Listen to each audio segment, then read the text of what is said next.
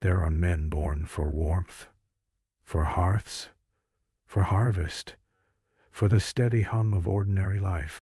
And then there are men born for the cold. Ejnar Mikkelsen was born on December 23, 1880, in the small Danish town of Vester. From the earliest years of his childhood, the sea called to him with a voice he could not ignore. He grew up on stories, tales of ancestors who had sailed into the unknown, who had pressed their ships against the jagged edge of the Arctic and come back changed, or not come back at all. For young Ejnar, these were not cautionary tales. They were invitations. By the age of 14, he had already sailed alone for the first time, not on a calm summer lake, not in the shallows of a harbor, but on open water, wind-battered, salt-sprayed, and utterly alive. The sea satisfied him, but only partially. What he truly craved was discovery. He wanted to stand where no human being had stood before, to plant his boots in soil that had never known the weight of a man. He wanted to find the places that existed only as blank spaces on maps.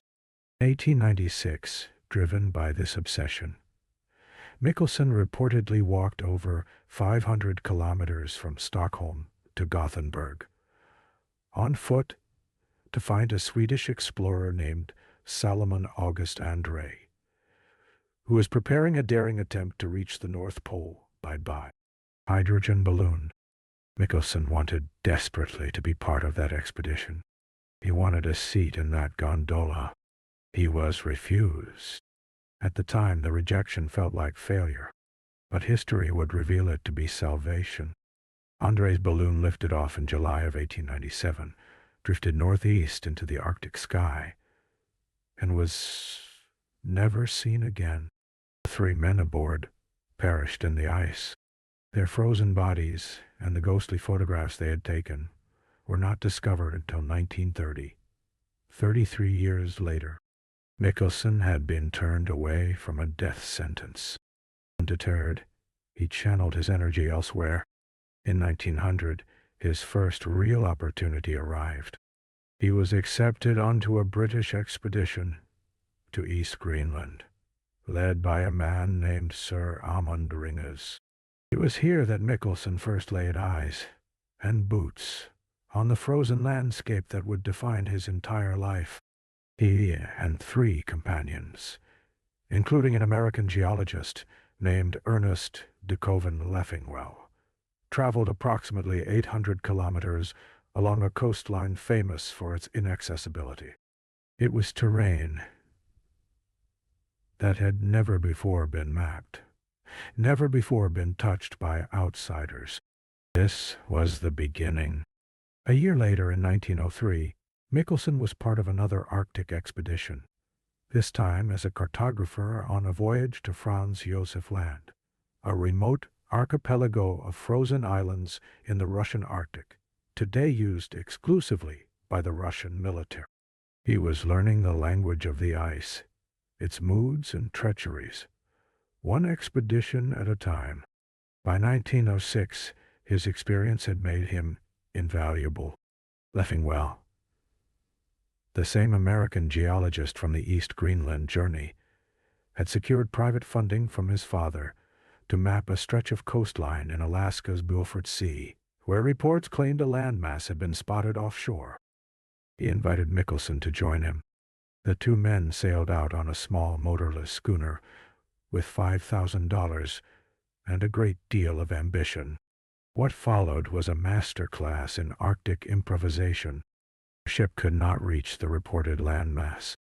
Ice, weather, and poor conditions forced them to make landfall on Flaxman Island, roughly 320 kilometers short of their target.